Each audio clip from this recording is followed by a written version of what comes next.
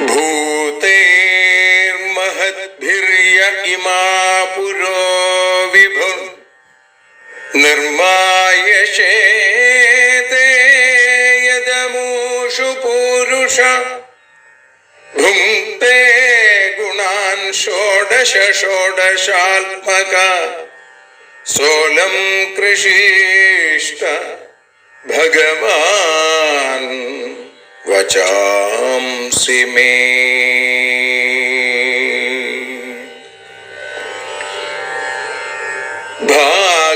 ഭാഗവതത്തെ അറിയാൻ ഈ ഭാഗവതത്തിൽ അലിയാൻ, ഭാഗവതത്തെ അറിയാൻ ശ്രീമദ് ഭാഗവതത്തിൽ അലിയാൻ, ലക്ഷ്യമതും മാത്രം ഹരിയിൽ ഭക്തിയുണർത്തും സംഗീതം ഹരിനാമലഹരി സൗഭാഗ്യം. ഭാഗവതത്തെ അറിയാൻ ഭാഗവതത്തിൽ അലിയാൻ.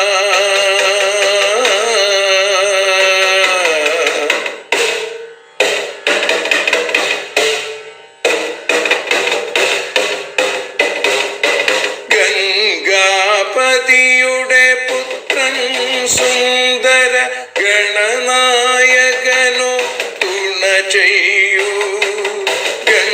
ഗംഗാപതിയുടെ പുത്രൻ സുന്ദര ഗണനായകനോ തുണ ചെയ്യൂ.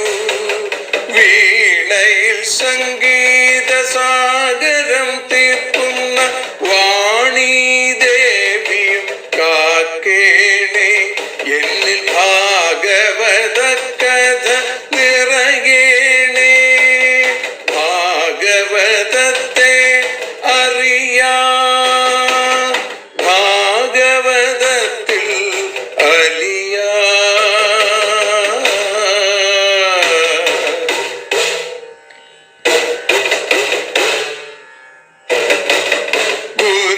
ഗുരുവായൂരിൽ നിത്യം നിറയുക ഗുരുവായൂരിലെ ശ്രീകൃഷ്ണ.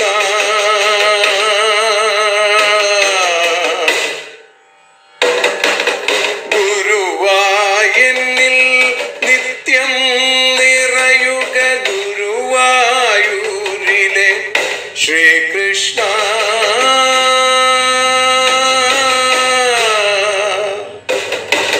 ഹരേ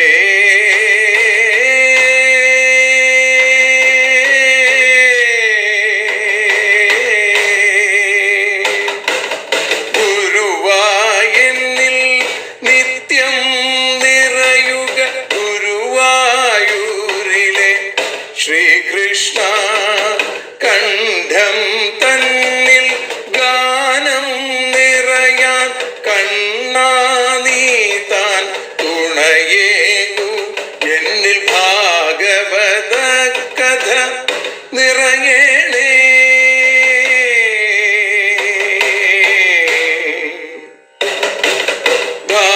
ഭാഗവതത്തെ അറിയാൻ ഭാഗവതത്തിൽ അലിയാൻ.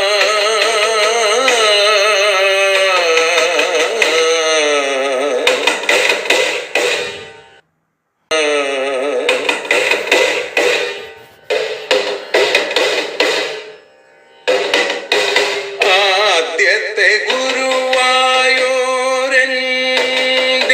അച്ഛനുപാദ നമസ്കാരം. ആദ്യത്തെ ഗുരുവായൂരനുടെ അച്ഛനുപാദ നമസ്കാരം. അമ്മിഞ്ഞപ്പാൽ മധുരം നൽകിയ അമ്മേ നീ വരമേകേണേ. എന്നിൽ ഭാഗവത കഥ നിറയേണേ.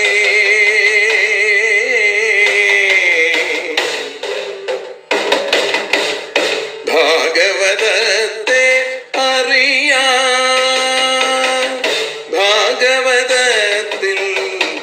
അലിയാ.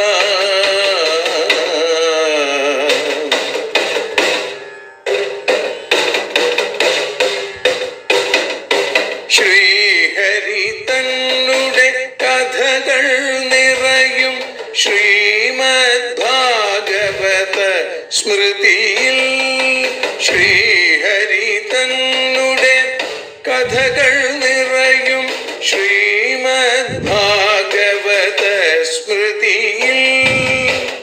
ശ്രീകൃഷ്ണാനിൻ കീർത്തനമലരുകൾ ശ്രീപാദത്തിൽ അർച്ചിക്കാം. എന്നിൽ ഭാഗവത കഥ നിറയേണേ.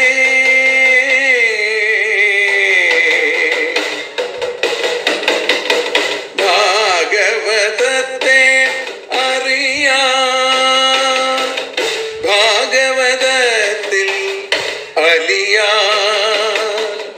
ലക്ഷ്യമതൊന്നു മാത്രം ഹരിയിൽ ലഹരിയുണർത്തും സംഗീതം. ഭക്തിയുണർത്തും സാഫല്യം. ഭക്തിയുണർത്തും സൗഭാഗ്യം. ഭാഗവതത്തെ അറിയാൻ,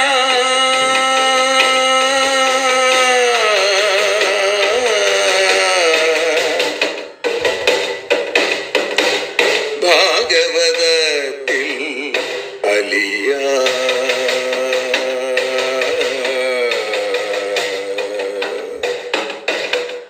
ഭാഗവതത്തിൽ അലിയാൻ.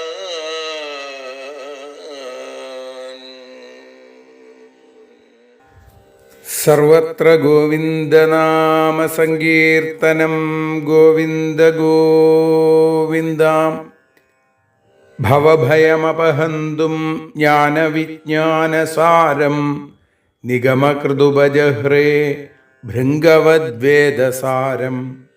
അമൃതമുദധിതശ്ചാപായയൽ ഭൃത്യവർഗാൻ പുരുഷവൃഷഭമാദ്യം കൃഷ്ണസംജ്ഞം നതോസ്മി.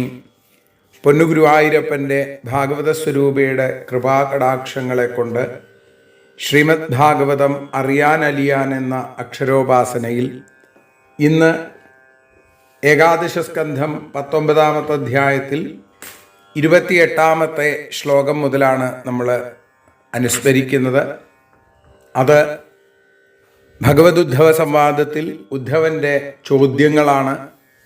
28 മുതൽ 5 ചോദ്യങ്ങൾ, 28, 29, 30, 31, 32 എന്നിങ്ങനെയുള്ള 5 ശ്ലോകങ്ങളിലൂടെ നിരവധി ചോദ്യങ്ങൾ ചോദിക്കുകയാണ് ഉദ്ധവൻ. ഉദ്ധവൻ്റെ വാക്കുകൾ: യമകതിവിധ പ്രോക്തോ നിയമോ വാരികർശന കശമ കോദമ കൃഷ്ണ കാതിതിക്ഷ ധൃതി പ്രഭോ. പ്രഭോ അല്ലയോ പ്രഭുവായിരിക്കുന്നവനെ, യമഹ യമം കതിവിധ എത്ര തരത്തിൽ, അരികർശന ശത്രുക്കളെ നശിപ്പിക്കുന്നവനെ, നിയമഹ കതിവിധ നിയമങ്ങൾ എത്ര തരത്തിൽ, പ്രോക്ത പറയപ്പെട്ടിരിക്കുന്നു. ശമഹ ക ശമം എന്താണ്, ദമം ക എന്താണ്, തിതിക്ഷ സഹനശീലം ക എന്ത്, ധൃതി ധൈര്യം ക എന്ത്. ഇങ്ങനെ ഉപദ്രവകാരികളായിരിക്കുന്ന ദുർജനങ്ങളെ നശിപ്പിക്കുന്ന ശത്രു വിമർദ്ദകനായിരിക്കുന്ന ഭഗവാനെ, ഭക്തന്മാരുടെ രാഗാദിദോഷ പ്രവൃത്തികളെ നശിപ്പിക്കുന്ന ഹേ മഹാപ്രഭോ കൃഷ്ണ, ധർമാദികൾ മഹാജനങ്ങളുടെ അഭിപ്രായം അനുസരിച്ച് പലതരത്തിലായിട്ട് വ്യാഖ്യാനിക്കപ്പെട്ടിട്ടുണ്ട്. അതിനെ അറിയാൻ ഉള്ള ആഗ്രഹം, യമാദികളുടെ സ്വരൂപനിശ്ചയത്തിലും സംഖ്യയിലും പലതരത്തിലുള്ള ഭേദങ്ങൾ ഉണ്ടാവുന്നു. അങ്ങ് പറയുക, യമം എത്ര തരത്തിലുണ്ട്, ഈ നിയമം എത്ര തരത്തിലുണ്ട്, ശമം ദമം തിതിക്ഷ ധൃതി ഇതിൻ്റെ സ്വരൂപങ്ങൾ എന്താണ്, കിം ദാനം കിം തപശൗര്യം കിം സത്യമൃതമുച്യതേ, കസ്ത്യാഗ കിം ധനം ചേഷ്ടം കോ യജ്ഞ കാച ദക്ഷിണ. ദാനം എന്ന് പറഞ്ഞാൽ കൊടുക്കൽ, തപസ് എന്താണ്, ശൗര്യം എന്താണ്, സത്യം എന്താണ്, പരമാർത്ഥം എന്താണ്, ത്യാഗം എന്താണ്, ഇഷ്ടം എന്താണ്, ധനം എന്താണ്, യജ്ഞം എന്താണ്, ദക്ഷിണ എന്താണ്. ദാനം, തപസ്, ശൗര്യം, സത്യം, ഋതം, ത്യാഗം, ശ്രേഷ്ഠമായ ധനം, യജ്ഞം, ദക്ഷിണ, ഇതിൻ്റെയൊക്കെ സ്വരൂപത്തെ പറഞ്ഞു തരണേ. പുംസക്യുംസിൽ ബലം ശ്രീമൻ ഭഗോ ലാഭശ്ച കേശവ കാ വിദ്യാ ഹ്രീ പരാ കാ ശ്രീ കിം സുഖം ദുഃഖമേവച. ഇവിടെ പറയുകയാണ് പുംസഹ പുമാന മനുഷ്യന്, കിംസിത് ബലം എന്താണ് ശക്തി, ഹേ ശ്രീമൻ, ഭഗഹ എന്ന് വെച്ചാൽ ഭാഗ്യം, ലാഭം ഇത് എന്താണ് കേശവ പറഞ്ഞു തരൂ, എന്താണ് വിദ്യ, എന്താണ് ശ്രേഷ്ഠയായ ആ ലജ്ജ, ശ്രീ എന്താണ് സുഖം, എന്താണ് ദുഃഖം. പുരുഷന് ബലമെന്ത്, ഭഗം ലാഭം, വിദ്യ, പരയായ ലജ്ജ, ശ്രീ സുഖം ദുഃഖം, ഇതിൻ്റെയൊക്കെ സ്വരൂപം. ക പണ്ഡിത കശ്ച മൂർഖ ക പന്ഥ ഉൽപഥശ്ച ക സ്വർഗോ നരക കസ്വിൽ കോ ബന്ധുരുത കിം ഗൃഹം. പണ്ഡിതൻ, മൂർഖൻ, അറിവില്ലാത്തവൻ, വിഡ്ഢി, പിന്നെ സന്മാർഗം, ദുർമാർഗം, പന്ഥ ഉത്പഥ നല്ല വഴിയും കെട്ട വഴിയും, സ്വർഗം നരകം, ബന്ധു ആരാണ്, വീട് എന്താണ്, ഇതിൻ്റെയൊക്കെ സ്വരൂപത്തെ പറഞ്ഞു തരണേ. ക ആഢ്യ കോ ദരിദ്രോ വാ കൃപണ ക ഈശ്വര ഏതാൻ പ്രശ്നാൻ മമ ബ്രൂഹി വിപരീതാംശ്ച സത്പതേ. ആഢ്യ ധനികൻ, ദരിദ്രൻ, കൃപണ ലുബ്ധൻ, ഈശ്വര അധിപതി, ഇവരാരാണ്. മമ ഏതാൻ പ്രശ്നാൻ എൻ്റെ ഈ ചോദ്യങ്ങളെയും, വിപരീതാഞ്ച ഇതിന് വിപരീതങ്ങളെയും, സത്പതേ ബ്രൂഹി സജ്ജനങ്ങളെ രക്ഷിക്കുന്ന ഭഗവാനെ, സജ്ജനങ്ങളുടെ പതിയായിരിക്കുന്ന രക്ഷകനായിരിക്കുന്ന ഭഗവാനെ പറഞ്ഞ് തരണമേ എന്ന് പ്രാർത്ഥിക്കുന്നു. ഇതിന് മറുപടിയായിട്ട് ഭഗവാൻ ഓരോന്നിനെയും വളരെ ചുരുക്കി പറയുക. അഹിംസ, സത്യമസ്തേയം, അസംഗോ ഹ്രീരസഞ്ജയ, ആസ്തിക്യം, ബ്രഹ്മചര്യം ച മൗനം, സ്ഥൈര്യം, ക്ഷമാഭയം. ഇവിടെ അഹിംസ ആരെയും ഹിംസിക്കാതിരിക്കുക, സത്യം എന്ന് പറഞ്ഞാൽ പരമാർത്ഥം, അസ്തേയം സ്തേയമല്ലാത്തത് കളവില്ലായ്മ, അസംഗഹ ആസക്തിയില്ലായ്മ, ഹ്രീ ലജ്ജ, അസഞ്ചയ വിഷയസങ്കല്പമില്ലായ്മ, ആസ്തിക്യം ശാസ്ത്രവിശ്വാസം, ബ്രഹ്മചര്യം അതേപോലെ മൗനം വാക്കിനെ അടക്കൽ, സ്ഥൈര്യം ഉറപ്പ്, ക്ഷമ അത് പൊറുക്കാനുള്ള കഴിവ്, അഭയം ഭയമില്ലായ്മ. ഇപ്പം യമങ്ങളുടെ സ്വരൂപവും സംഖ്യയും വിവരിക്കുകയാണ്.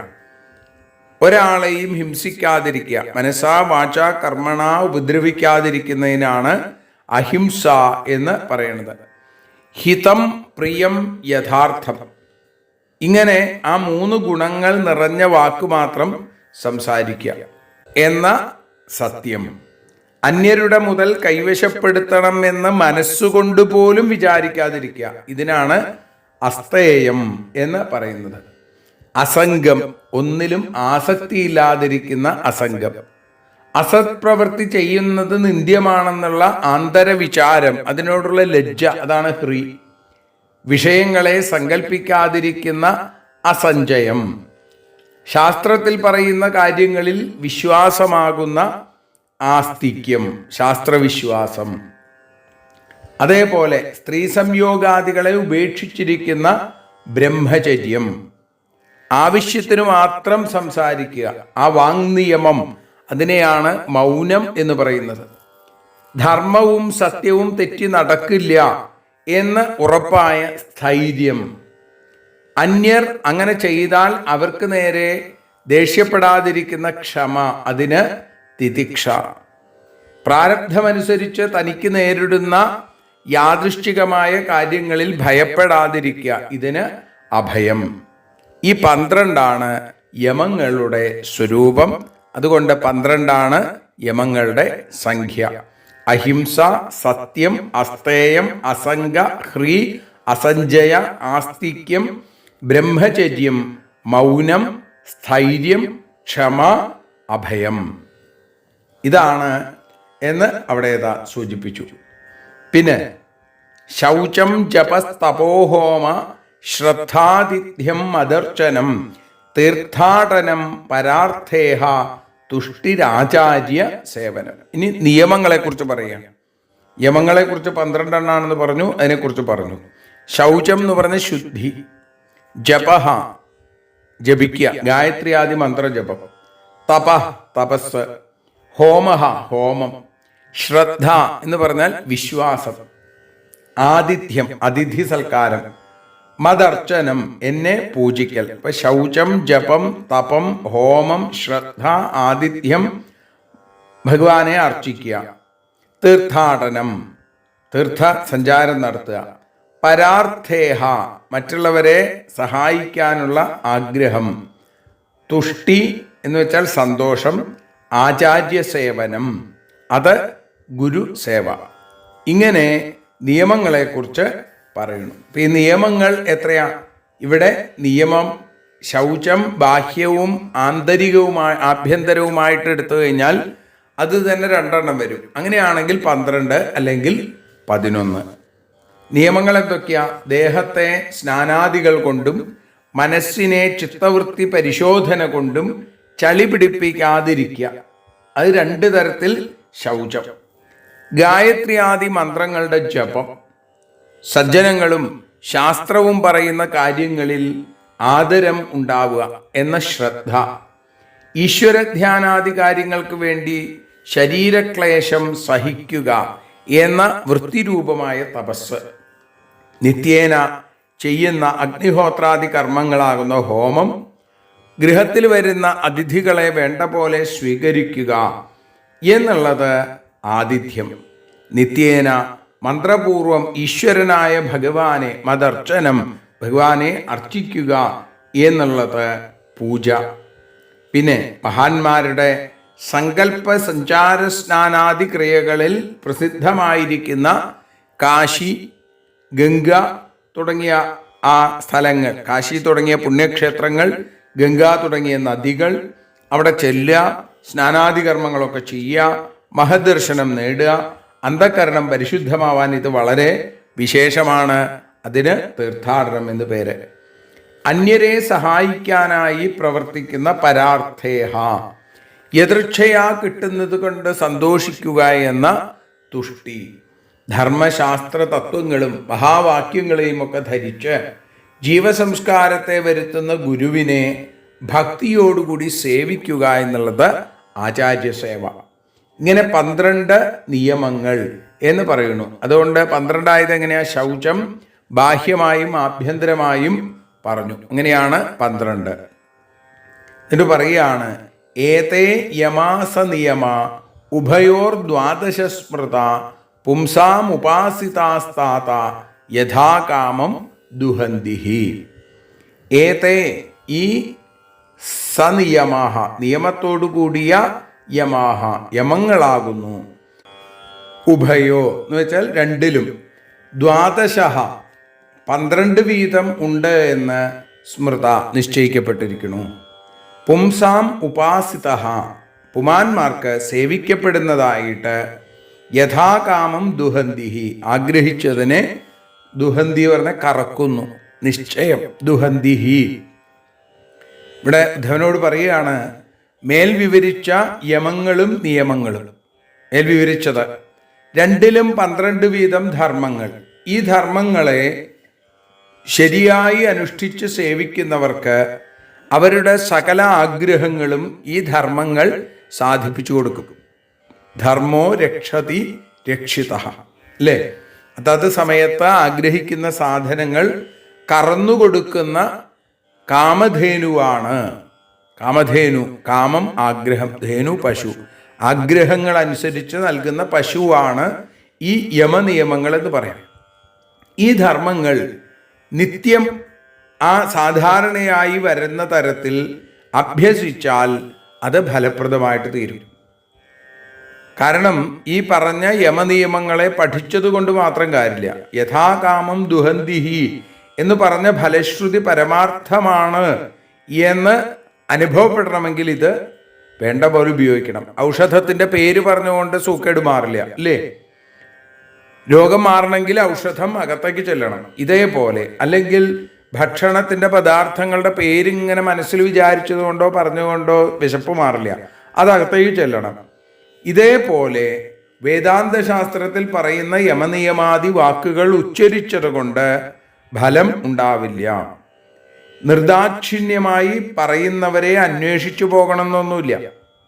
അതുകൊണ്ട് ഉദ്ധവ, യമാദികളുടെ വിവരം ഹേ താത എന്നാണ്, മകനെ എന്നാണ്. ഗുരുശിഷ്യ ബന്ധം പിതൃപുത്ര ബന്ധം പോലെയാണ്.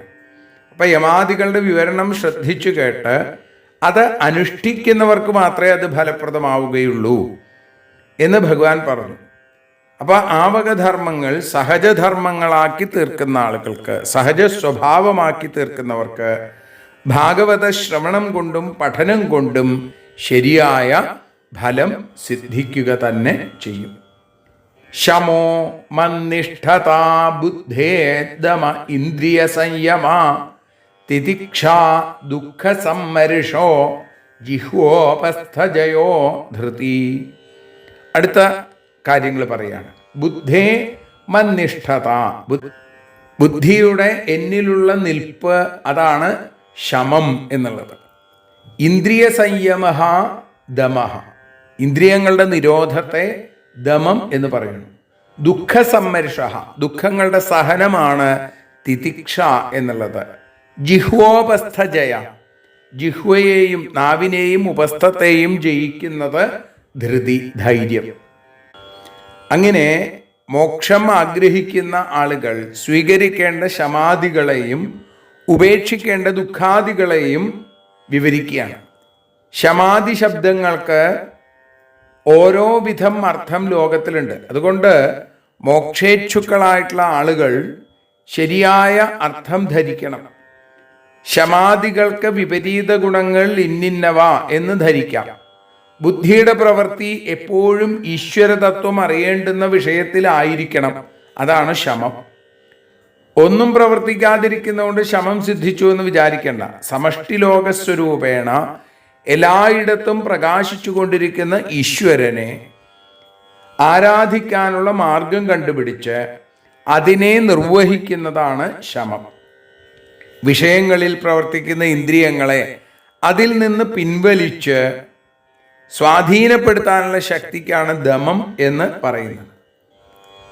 അന്യന്റെ മുതൽ അപഹരിക്കാതെ ഇരുന്നത് ഇന്ദ്രിയജയല്ല. ഉള്ളിൽ ആഗ്രഹം ഇരിക്കുമ്പോൾ തന്നെ ചിലർ വിഷയങ്ങളിൽ പ്രവർത്തിക്കാതെ അത് സഹിച്ചുകൊണ്ടിരിക്കണം. ഇതും ദമല്ല എന്നാണ്.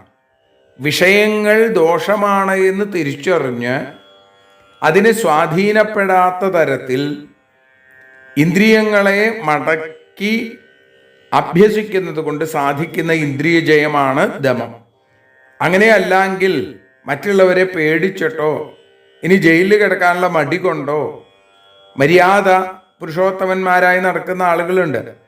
അവർ ഇന്ദ്രിയ ജയം നേടിയതാണോ? അല്ല. നല്ല അടി കിട്ടുമെന്നുള്ള പേടിയുള്ളത് കൊണ്ട് അത്തരം പ്രവൃത്തി ചെയ്യണില്ല. അല്ലെങ്കിൽ പോലീസ് പിടികൂടും എന്നുള്ളത് കൊണ്ട് ആ പ്രവൃത്തി ചെയ്യണില്ല. അതാണ്. അപ്പോ വിഷയങ്ങൾ ദോഷസ്ഥാനങ്ങളാണെന്ന് അറിഞ്ഞാൽ പിന്നെ ഇന്ദ്രിയങ്ങൾ അവയിൽ പ്രവർത്തിക്കില്ല. പ്രവർത്തിച്ചാലും ആസക്തിപൂർവമോ സ്വാർത്ഥം കൊണ്ടോ ആവില്ല. ഇപ്പൊ ജിതേന്ദ്രിയന്മാർ ലോകാനുഗ്രഹത്തിനായിട്ട് പ്രവർത്തിക്കും. എന്നാൽ അവർക്ക് ആ പ്രവൃത്തി ഒരിക്കലും ബന്ധത്തിന് കാരണമാവില്ല എന്ന് പറയുന്നു. അതുകൊണ്ട് ശമവും ദമവും യഥാർത്ഥമായി ഒരാൾക്കുണ്ടായി വരണമെങ്കിൽ നല്ല പോലെ കഷ്ടപ്പെടണമെന്നാണ്. ശമാദികളുടെ ശരിയായ സ്വരൂപത്തെ അവിടെ വർണ്ണിച്ചത് അതിനു വേണ്ടിയിട്ടാണ്. പ്രാരബ്ധാനുസരണം നേരിടുന്ന ദുഃഖാദികൾ സഹിക്കുന്നതാണ് തിതിക്ഷ. ദുഃഖം നേരിടുമെന്ന് ഭയപ്പെട്ടുകൊണ്ട് ഒന്നും പ്രവർത്തിക്കാതെ വിശപ്പും ദാഹവും ഒക്കെ സഹിച്ചുകൊണ്ടിരിക്കുന്ന അത് തിതിക്ഷയല്ല. മറിച്ച് പ്രാരബ്ധമനുസരിച്ചുണ്ടാകുന്ന ദുഃഖങ്ങളെ സഹിക്കാൻ സാധിക്കുക. ലോകത്തിൻ്റെ ഹിതത്തിനായിട്ട് പ്രവർത്തിക്കുമ്പോൾ പല ദുഃഖങ്ങളും ഉണ്ടാവും.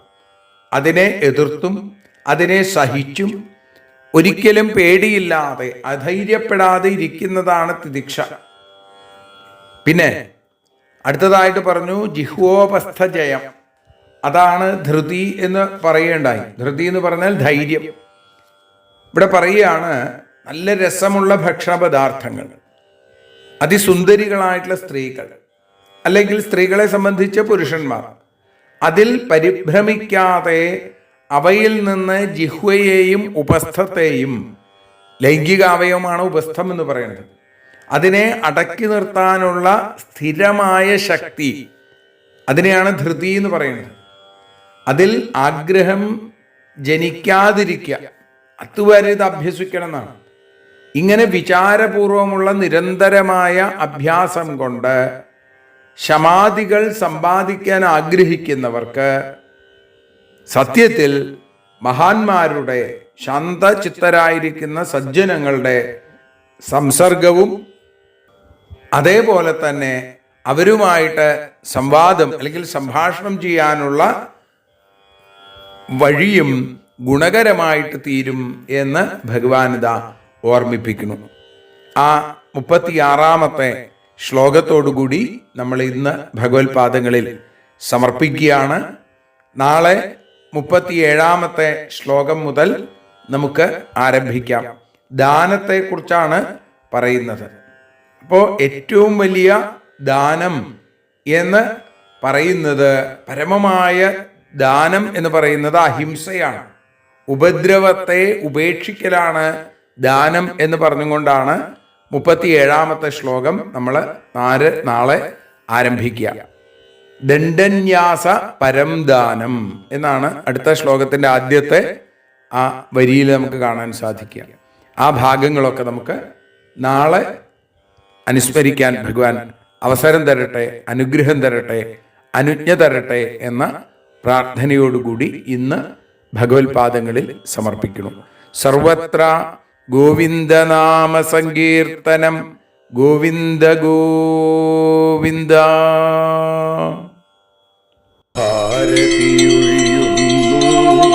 ഞങ്ങൾ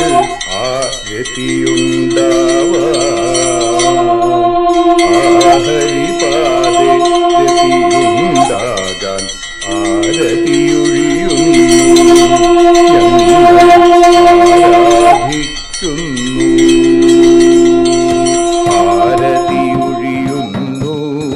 ഞങ്ങൾ ആരതിയുണ്ടാവാൻ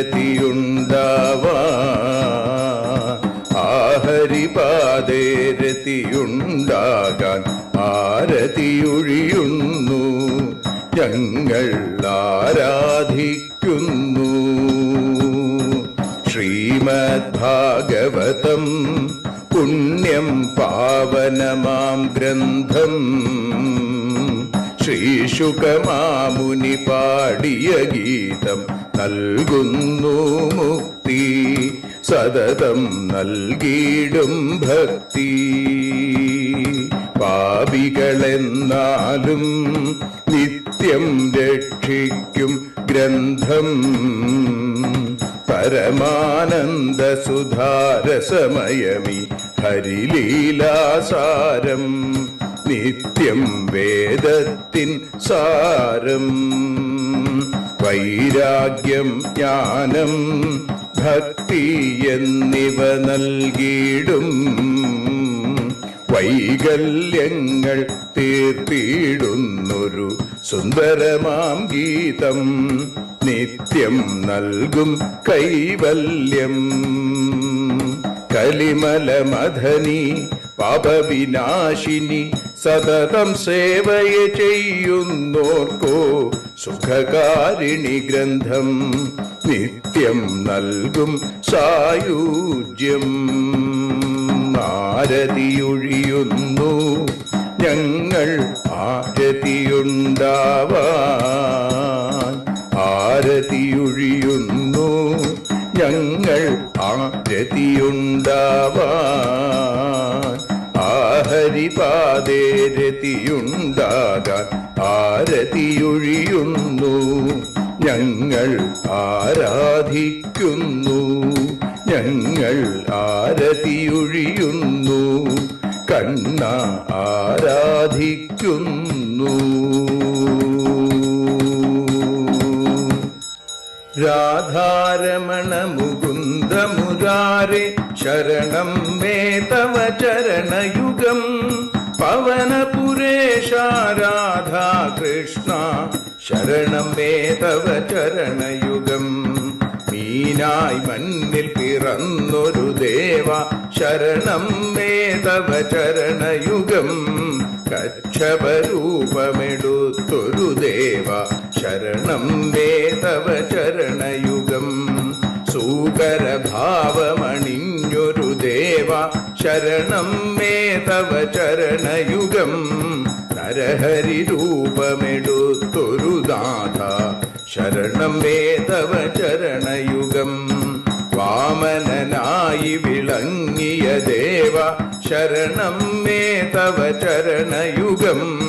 ഭാർഗവരാമനതായൊരു ദേവ ശരണം മേ തവ ചരണയുഗം. ദശരഥനന്ദനായൊരു ദേവ ശരണം മേ തവ ചരണയുഗം. ബലമേറുന്നൊരു രാമനാഥ ശരണം മേ തവ ചരണയുഗം.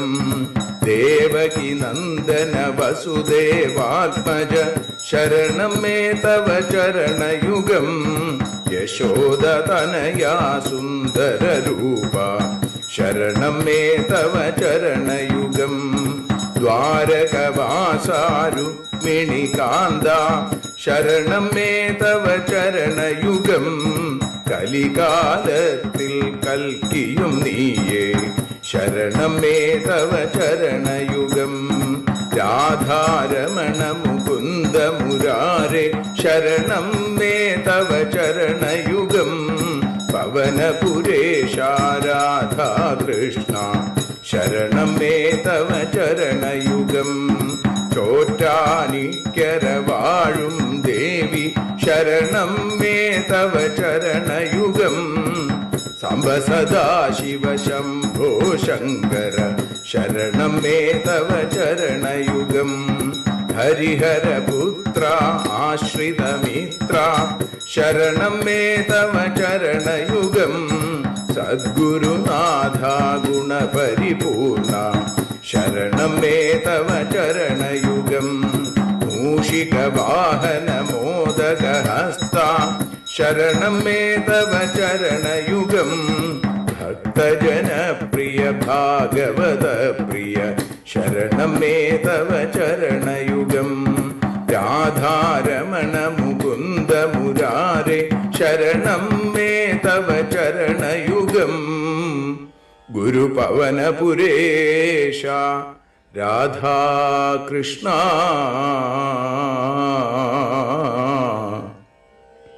ശരണം മേ തവ ചരണയുഗം.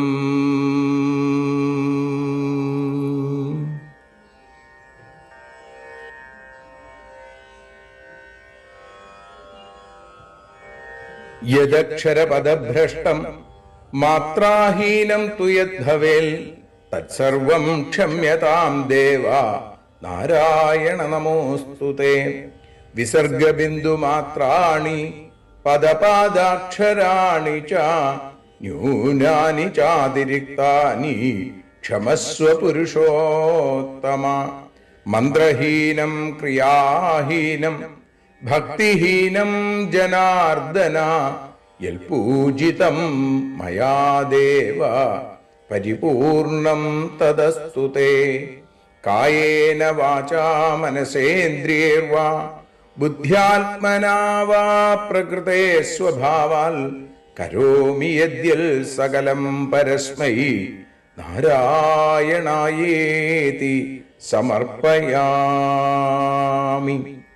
സ്വസ്തി പ്രജാഭ്യ പരിപാലയന്താം ന്യായേന മാർഗേണ മഹീം മഹീഷ.